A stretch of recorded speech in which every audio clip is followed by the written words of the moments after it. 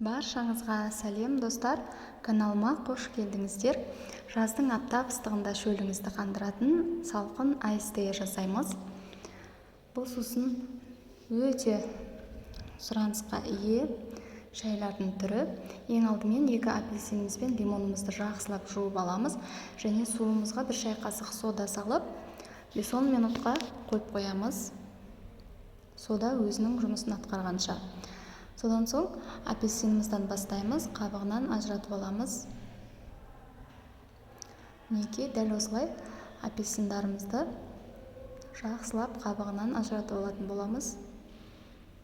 Лимонымызды да дәл осылай қабығынан ажыратып аламыз.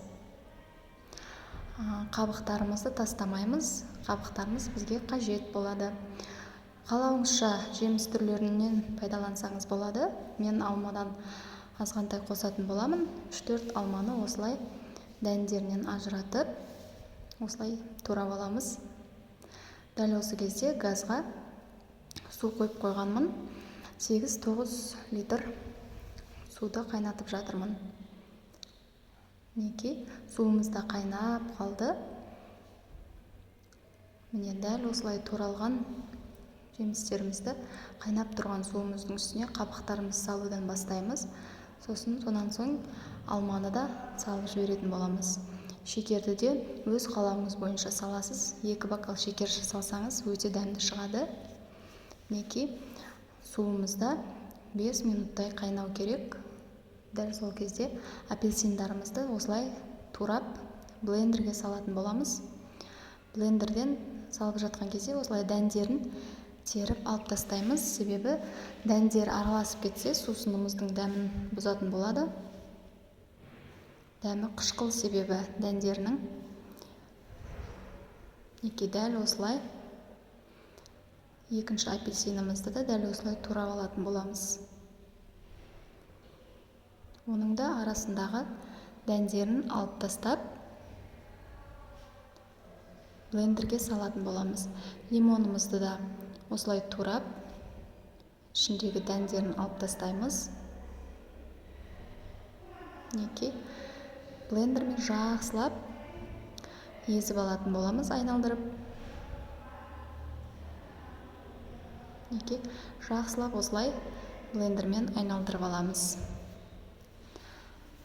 Мінекей езілген апельсин лимондарымызды осылай суымызға салып жіберіп, дәл осы кезде шай қасықпен көк шай салып жіберетін боламыз. Көк шайдан кейін тағы да 5 минут қайнатамыз. Қалауыңызша жалбыз, яғни мятадан салып жібереміз.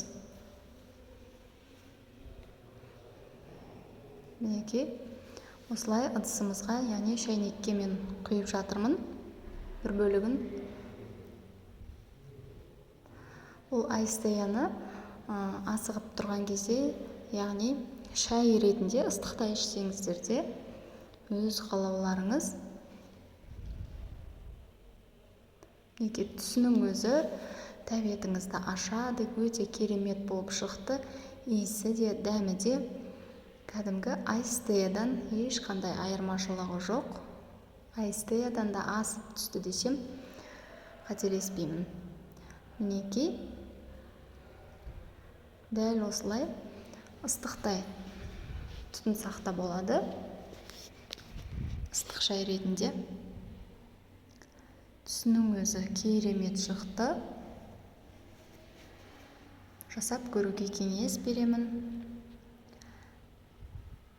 Енді қалған бөлігін осылай ыдысқа құйып, суытып, холодильникке 1-2 сағатқа мұздатып аламыз.